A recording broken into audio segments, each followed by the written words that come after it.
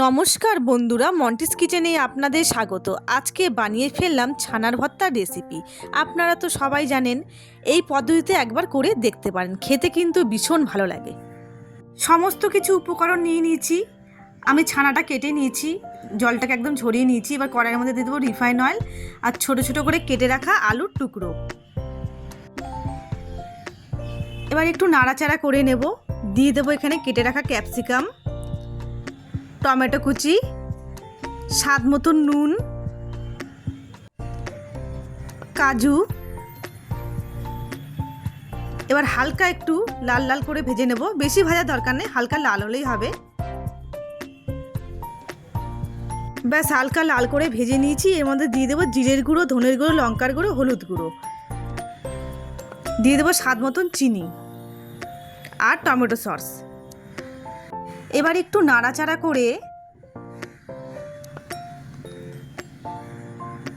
সামান্য একটু জল দেব। এবার ভালো করে কষিয়ে নেব।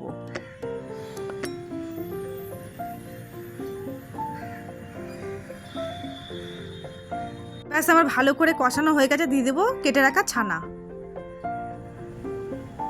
এবার দিয়ে দেবো কিশমিশ। আপনারা এটা পনির দিয়েও করতে পারেন, আমি ছানা দিয়ে করলাম।